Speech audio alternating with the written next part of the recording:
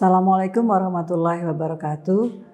Pada kesempatan kali ini kita akan berdiskusi mengenai clinical decision making for the best treatment yang merupakan bagian dari modul evidence-based medicine. Mungkin kita berangkat dari definisi evidence-based medicine sendiri yang berasal dari keilmuan clinical epidemiologi. Jadi evidence-based medicine merupakan suatu interaksi antara the best research evidence yang tersedia, kemudian clinical expertise termasuk juga dari ketersediaan alat di tempat kita bekerja, dan patient values atau patient need dan circumstances.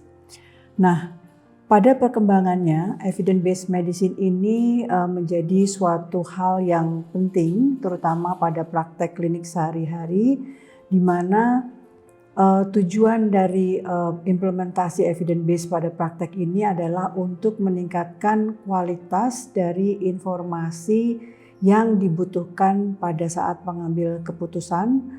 Kemudian dengan ilmu EBM ini juga kita akan berusaha mengurangi overload information dan informasi-informasi yang terlalu banyak, dan bagaimana kita mencari dan juga mengaplikasikan informasi-informasi itu dengan baik ya. Evidence di sini adalah empirical evidence ya, what actually works or doesn't work in practice ya, bukan scientific evidence ya. Scientific evidence itu contohnya adalah kerja dari suatu obat atau mungkin bagaimana pathway biokimia dalam tubuh ya, seperti itu. Jadi kalau kita bicara evidence based pada praktek klinik ini lebih concern terhadap luaran klinikal yang nyata.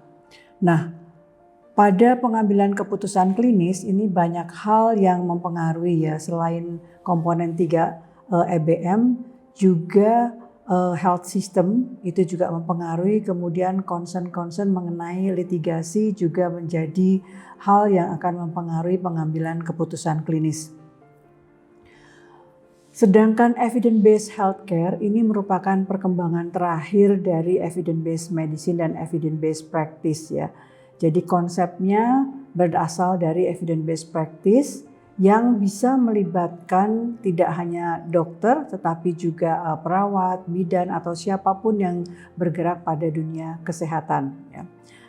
Di sini ya evidence-based healthcare ini menempatkan pengambilan keputusan klinis sebagai praktek yang terbaik ya, di mana kita bisa memberikan pelayanan sesuai dengan kebutuhan dan juga kebutuhan pasien maksudnya, dan juga keahlian dari kita sebagai dokter dan juga ketersediaan atau kelengkapan dari fasilitas tempat kita bekerja ya. Nah, kalau kita lihat ya apa yang harus kita perhatikan pada saat kita membuat suatu keputusan klinis ya, itu ada yang disebut sebagai FAME framework ya, FAME ya. F-nya adalah visibility ya, di mana di sini apakah aktivitas intervensi atau praktek ini memang bisa kita laksanakan ya. Di sini termasuk juga cost effectiveness. Jadi bukan hanya bisa dikerjakan, tetapi kita juga harus mempertimbangkan kemampuan bayar dari pasien atau kemampuan dari rumah sakit dalam menyediakan intervensi tersebut. Yang kedua, appropriateness ya. Di sini artinya apakah memang intervensi atau praktek yang kita pilih tersebut memenuhi ya kebutuhan atau sesuai dengan situasi yang ada ya. Yang ketiga adalah meaningfulness ya. Ini bagaimana intervensi atau pilihan praktek klinik itu berarti dan kemudian bisa menjadi suatu pengalaman baik itu untuk tenaga kesehatan sendiri, kita sebagai dokter maupun pasien. Dan yang terakhir adalah effectiveness ya, di mana kita harapkan intervensi yang kita berikan ini membuahkan hasil yang kita harapkan ya, baik itu merupakan suatu kesembuhan atau suatu progres yang baik atas penyakit dari pasien-pasien kita. Evidence Based Healthcare ini dikembangkan oleh GBI, Joanna Brick Institute, yang sudah sangat terkenal. Saya kira nanti Bapak Ibu bisa melihat langsung pada websitenya, bagaimana evidence based healthcare ini sangat penting dalam pengambilan keputusan klinis ya. Tetapi tidak hanya itu, ini hanya core-nya saja. Jadi masih banyak hal-hal yang perlu kita perhatikan. Nah, untuk membuat suatu clinical decision making yang baik, ada beberapa hal yang perlu kita perhatikan ya. Yang pertama adalah pattern recognition ya. Di sini biasanya tergantung dari pengalaman kita ya. Pengalaman kita bagaimana kita melihat kemampuan atau kebutuhan dari pasien-pasien sesuai dengan kondisi klinisnya. Kemudian yang berikutnya kemampuan dalam berpikir secara kritis ya. Jadi kita harus open minded ya, kemudian harus kita sadari bahwa ada kemungkinan bias-bias yang bisa terjadi oleh karena sikap kita atau pandangan kita atau juga pandangan dari rumah sakit tempat kita bekerja atau dari pasien ya. Sehingga kita harus bisa mengevaluasi evidence yang kita pilih. Kemudian yang ketiga ya, skill yang dibutuhkan adalah communication. Jadi komunikasi saya kira sangat penting ya. Kita sejak S1 sudah diajarkan bagaimana berkomunikasi yang efektif ya, baik itu terhadap pasien ya maupun terhadap semua yang ada di lingkungan kita bekerja, atasan maupun bawahan atau teman bekerja kita. Kita bisa mendengarkan secara aktif ya. Jadi tidak memotong pembicaraan dan sebagainya. Kemudian yang keempat adalah keahlian dalam evidence-based medicine itu sendiri ya. Bagaimana kita menggunakan evidence yang terbaik, yang tersedia ya, atau juga guideline yang sudah ada ya. Kita harus mengkritisize semua evidence itu sebelum kita gunakan. Apakah memang valid, apakah memang important sehingga bisa kita aplikasikan pada pasien-pasien kita. Kemudian yang berikutnya adalah kemampuan kita bekerja dalam tim ya. Saya kira dalam semua kegiatan ya, dalam baik itu bekerja maupun komunitas begitu, kita butuh kerja tim yang baik, yang solid ya. Dan bagaimana kita sebagai tim juga disiplin, bukan hanya masalah waktu, tetapi juga kepatuhan dalam melaksanakan atau mengimplementasikan keputusan yang sudah kita pilih ya. Kemudian yang berikutnya adalah kemampuan kita sharing ya. Ya, apa yang kita pelajari, kemudian keberhasilan kita itu kita sharekan pada teman-teman kita ya. Baik itu mungkin teman bekerja yang sama-sama dokter maupun bidan, perawat, siapapun itu, bagaimana kita akhirnya berujung pada keputusan klinis ini, sehingga dengan sharing seperti ini kita mempunyai feedback yang baik ya. Yang terakhir adalah reflection ya. Dengan feedback dari orang lain ya, kemudian kita juga melihat luaran dari keputusan yang sudah kita ambil, ini menjadi suatu pembelajaran kita ya untuk bagaimana kita mengambil keputusan klinis di masa mendatang, atau mungkin kalau ada pasien-pasien lain dengan kasus yang berbeda, pengalaman ini akan menjadi modal kita ya untuk bekerja lebih baik lagi atau mempraktekkan pengambilan keputusan klinis. Pada prinsipnya ya, kita sebagai dokter ini diharapkan dapat membuat suatu garis atau menyimpulkan suatu titik ya yang ujungnya itu mungkin tidak pernah ada ya, karena kita berusaha mengumpulkan semua evidence, kemudian semua kemampuan klinis kita, termasuk kemampuan dari fasilitas tempat kita bekerja ya, kemudian juga kita mengenal dengan baik pasien dalam arti kata pribadinya maupun pasien dalam arti kata penyakitnya ya. Kemudian juga mengetahui dengan baik lingkungannya ya. Lingkungan ini bukan hanya lingkungan dalam arti lingkungan yang sebenarnya, tetapi juga masalah hukum atau masalah health system, itu juga harus kita ketahui dengan baik. Nah, 4 titik ini yang kemudian kita rangkum menjadi suatu clinical decision making yang terbaik ya. Jadi yang pertama, knowing the evidence, kita harus tahu persis evidence-nya ada di mana dan bagaimana kita mengkritisisnya. Kemudian tahu persis kemampuan kita, termasuk kemampuan fasilitas tempat kita bekerja. Kemudian tahu persis mengenai kondisi pasien, kebutuhannya, dan juga tahu persis mengenai lingkungan yang ada di sekitar pasien dan juga di sekitar kita ya. Dan ini yang akan mendukung kita untuk mendapatkan suatu best clinical decision making. Kalau kita lihat prosesnya sendiri ya, jadi yang pertama tadi saya sampaikan ya, jadi 4 hal yang harus kita kuasai. Nah, yang pertama prosesnya adalah kita berusaha menggabungkan ya semua petanda-petanda atau semua data-data ya, kemudian menganalisis data tersebut secara sistematik ya, dan kemudian step yang kedua dari data-data tersebut kita akan mempunyai kesimpulan ya, kira-kira untuk kasus ini ya, atau kasus pasien yang sedang kita diskusikan ini, dia membutuhkan suatu tindakan apa ya.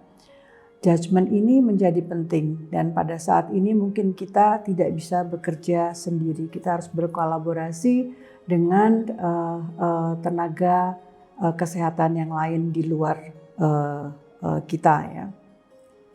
Nah, baru kemudian kita membuat suatu keputusan klinis sendiri ya, making decision, clinical decision ya. Nah, setelah kita membuat suatu keputusan dan implementasi itu tidak akan selesai ya. Setelah itu kita harus berusaha mengevaluasi luarannya ya, apakah luaran tersebut sudah tercapai ya. Kalau tidak tercapai berarti kita harus kembali pada step pertama lagi ya. Jadi ini seperti suatu lingkaran yang berputar terus ya.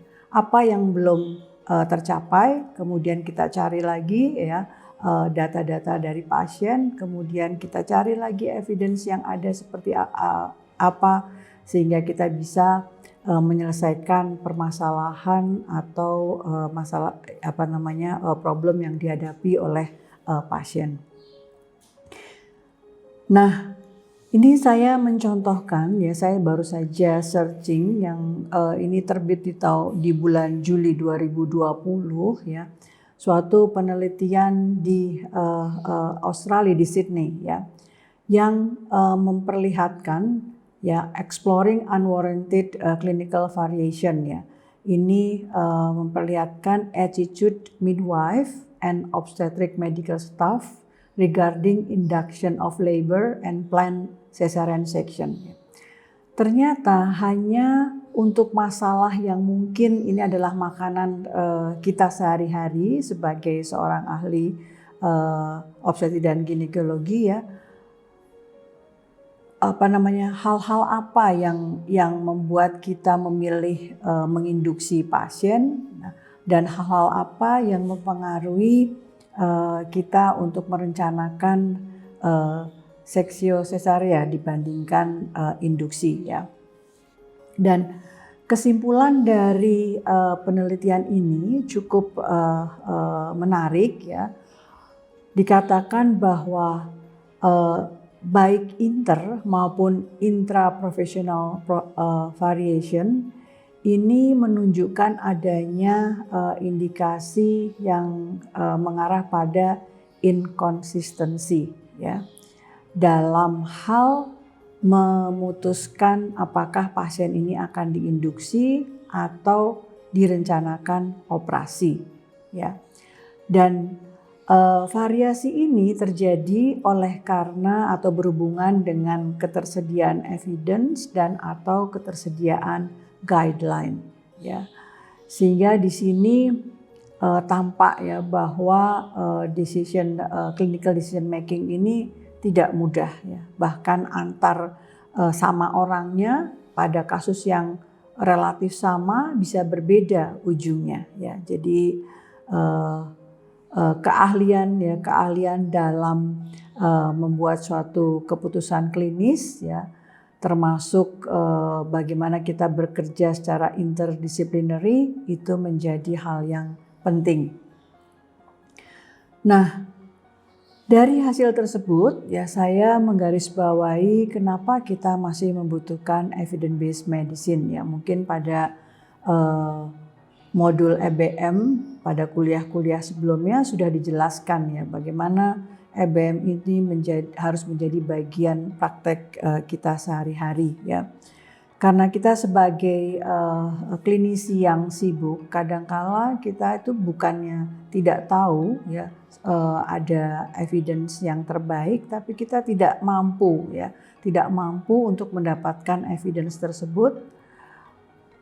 Dan selanjutnya kalau toh kita mampu, kita tidak punya waktu yang cukup untuk membaca dan mengkritisize sehingga kita bisa menentukan apakah akan mengambil evidence tersebut pada praktek klinik kita.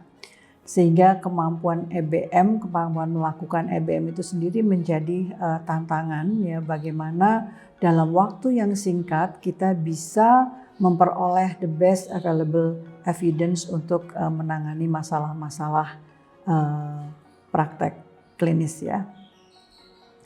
Nah, hal lain yang membuat kita harus mempraktekkan EBM ya dalam clinical decision making adalah apa yang kita pelajari pada hari ini itu mungkin besok sudah akan berubah ya. Yang sekarang benar mungkin separuhnya itu besok sudah akan menjadi salah ya. Celakanya kita tidak pernah tahu mana yang akan menjadi salah gitu ya. Karena ilmu itu terus berkembang, apalagi kalau ini kaitannya dengan intervensi atau penanganan atau terapi ya. Itu sangat cepat perubahannya ya. Sekarang kita sedang kena pandemik COVID-19, ini juga kita bisa melihat dengan jelas ya bagaimana suatu terapi yang terbukti efektif dalam sekejap berubah menjadi tidak efektif, malah berbahaya dan ditarik, kemudian datang obat yang baru lagi yang kemudian dalam 1 bulan sudah berubah lagi bahwa itu tidak boleh dipakai, harus menggunakan obat yang lain dan seterusnya. Ini menunjukkan bahwa kita memang harus terus belajar dan berusaha mencari evidence yang terbaik. Hal lain yang membuat kita harus mendalami EBM dengan baik adalah bahwa semakin lama kita lulus ya, atau kalau saya bilang semakin sering kita reuni gitu, itu menunjukkan bahwa kita sudah semakin tua gitu ya. Nah itu kita akan semakin semakin tinggi kemungkinan kita melakukan kesalahan-kesalahan ya. Kita deviasinya terlalu tinggi. Karena apa? Karena memang ilmu yang kita pelajari saat kita sekolah sudah tidak up to date lagi ya, dan kita terjebak pada kebiasaan-kebiasaan yang kita lakukan. Kita mengerjakan seperti ini tidak ada apa-apa gitu ya. Jadi kenapa harus berubah dan sebagainya. Yang kita sebut sebagai slippery slope ya. Semakin kita jauh dari waktu wisuda itu semakin rendah ilmu kita ya. Yang berikutnya ya adalah adanya gap antara evidence dengan practice itu sendiri ya. Mungkin akan terasa kalau Bapak Ibu yang pasiennya banyak gitu ya. Nanti habis praktek malam-malam masih ada diganggu oleh medrep ya. Mereka menawarkan obat-obat yang memang mereka produksi ya. Dan kadang-kala mereka juga membawa jurnal-jurnal yang mengatakan bahwa obat yang mereka produksi ini efektif dan baik gitu ya. Nah, kita sebagai klinisi jangan langsung menerima ya seharusnya. Bagaimana kita kemudian mengkritisize jurnal tersebut, apakah betul gitu ya. Nah, ini alasan-alasan ya kenapa kita harus mendalami EBM pada pengambilan keputusan klinis. Hal lain adalah political factors ya. Sebagai contoh yang mungkin yang sekarang sedang diperdebatkan antara melakukan terapi untuk pasien-pasien COVID-19 dibandingkan dengan memberikan vaksin untuk mencegah orang menderita COVID-19. Ya, kita bicara mengenai cost effectiveness ya. Apakah secara medis vaksin ini sudah bisa kita katakan efektif ya. Tapi mungkin kalau kita bandingkan karena untuk membiayai satu pasien itu membutuhkan uang yang luar biasa ya. Secara politis mungkin lebih baik mempercepat pengadaan vaksin. Nah, itu juga menjadi hal yang debatable ya. Artinya kita sebagai klinisi harus bisa mencari evidence-nya ya, mencari bukti ilmiahnya. Apakah betul bahwa vaksin ini sudah bisa kita pakai ya. Banyak hal lain termasuk professional factors ya, bahwa kita sebagai tenaga kesehatan kita dituntut untuk selalu mengupdate ilmu kita ya. Kemudian kita harus bisa mengupdate hasil-hasil penelitian pada praktek klinis kita. Dan tentunya faktor-faktor dari pasien itu sendiri. Jadi tidak jarang pasien itu datang ke tempat praktek kita sudah membawa data yang banyak di handphonenya ya, dia dengan mudah searching ya, kemudian datang pada kita, loh dokter kok memberikan obat ini, atau kok dokter kok menyarankan saya untuk operasi, saya baca ini seperti ini. Jadi kita kalah cepat dengan pasien-pasiennya ya, itu jangan sampai terjadi seperti itu, karena kalau kita lihat litigasi terhadap tenaga kesehatan itu semakin meningkat, dan kalau kita bicara biaya luar biasa ya, dikatakan bahwa medical practice cost itu lebih tinggi dibandingkan dengan total medical cost care inflasi ya. Hal lain yang perlu kita perhatikan kenapa pada saat pengambilan keputusan klinis ini kita harus betul-betul mengimplementasikan EBM, adanya variasi. Saya selalu mencontohkan mungkin tidak perlu jauh-jauh antara Indonesia dengan Australia misalnya. Ini antara Jogja sama Semarang, Jogja sama Solo mungkin banyak variasi dalam hal menangani kasus yang sama, misalnya kasus-kasus preeklamsia ya, atau mungkin ibu hamil dengan COVID-19, antar rumah sakit pun bisa berbeda ya, sehingga dengan memiliki kemampuan EBM ya, evidence based medicine ini dalam pengambilan keputusan, kita bisa memperoleh satu guideline yang kita sepakati dan biasanya akan sama ya, karena kita menggunakan dasar yang sama. Nah, saya akan sedikit mengulas kembali bagaimana kita mempraktekkan EBM ya. Jadi dari mulai pasien yang kita hadapi ya, kemudian bagaimana kita meramu atau menyimpulkan masalah tersebut menjadi suatu clinical question yang akan kita cari jawabannya ya. Kemudian setelah kita membuat clinical question, bagaimana kita melakukan searching. Kemudian setelah kita mendapatkan evidence, bagaimana kita melakukan critical appraisal-nya. Dan kemudian bagaimana hasilnya kita implementasikan dan kemudian kita evaluasi.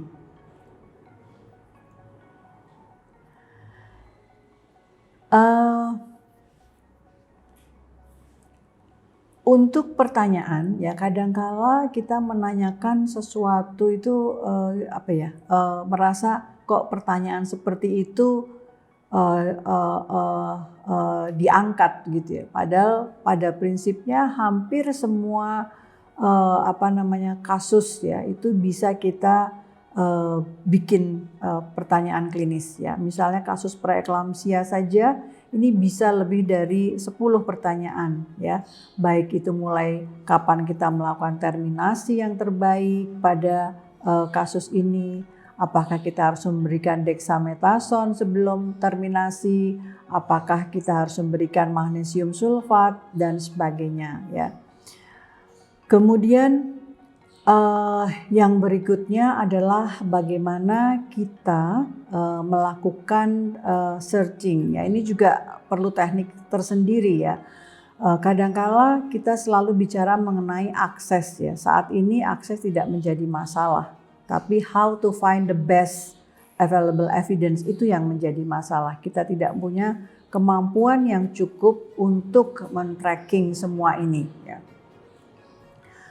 Setelah kita mendapatkan evidence, kemudian kita harus mencoba memilih ya mana yang terbaik ya.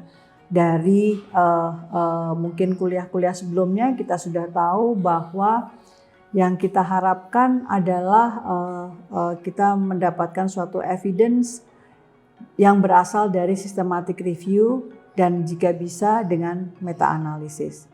Tetapi saat ini banyak sekali evidence yang sudah tersedia yang sudah dirangkum atau sudah dikritisize. Jadi kita tinggal menggunakan saja ya. Jadi silahkan ya Bapak Ibu nanti mencoba searching dengan baik, mudah-mudahan mendapatkan suatu evidence-based textbook atau evidence-based practice guideline yang tinggal digunakan saja. Atau kalau pada pengambilan keputusan klinis sering disebut sebagai shared decision making atau SDM ya, karena mereka sudah membuat sistem atau membuat algoritma sehingga membantu kita untuk mendapatkan suatu keputusan yang terbaik. Untuk mengkritisize artikel itu sendiri, saya kira Bapak Ibu sudah tahu ya bahwa ada 3 hal yang perlu kita perhatikan ya, validitas ya. Kemudian kalau sudah valid kita lari ke poin kedua, importancy ya, seberapa besar impact dari luarannya ya. Kemudian kalau valid dan important baru kemudian kita bicara mengenai implementasinya. Nah, yang mudah itu adalah step keempat ya.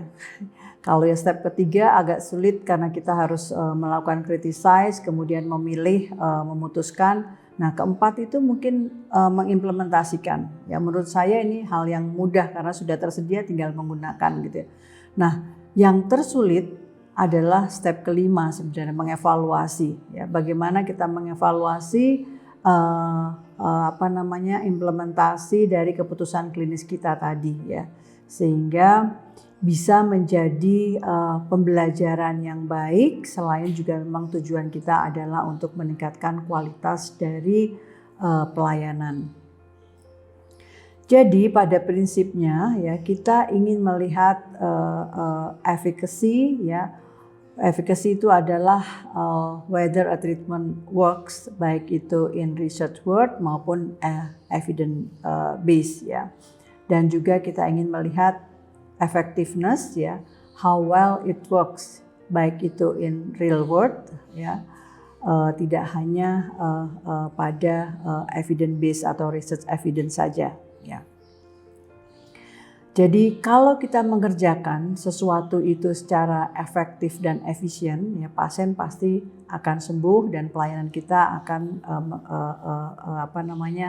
mendapat pujian ya. Jangan sampai kita mengerjakan sesuatu yang inefisien dan inefektif. Ya, ini matinya lambat gitu ya, tapi itu menyiksa gitu ya. Mending efektif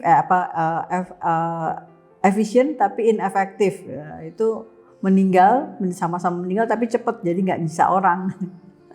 Sedangkan yang inefisien tapi efektif itu pasiennya survive tapi menderita terus ya. Jadi jangan sampai kita begitu, kita harus mencari keputusan klinis yang efektif dan efisien ya. Nah, sekarang tinggal kita menempatkan diri kita di mana ya. Kita berada di replicating, kita berada di user mode, atau kita di doing mode ya. Kalau replicating ini mungkin kita bisa melihat orang lain mengerjakan apa, dasarnya apa, kita tinggal mengulang gitu ya. Kalau using mungkin kita juga mencari, tapi orang sudah melakukan critical appraisal, kita tinggal menggunakan saja ya. Kalau doing ini benar-benar kita memenuhi 5 step dari evidence based medicine pada praktek klinik kita. Nah, apa yang dibutuhkan ya untuk melaksanakan EBM ini? Yang paling utama adalah kita harus mendefinisikan diri kita sebagai knowledge worker. Ya, artinya kita harus mendefinisikan diri kita sebagai pembelajar sepanjang hayat ya, sehingga kita bisa terus mendapatkan evidence yang terbaik untuk mendukung pengambilan keputusan tadi ya. Take home message dari apa yang saya sampaikan ya, pertama adalah medicine itu bukan hanya sekedar ilmu ya. Ini adalah human activity ya. Kita harus melihat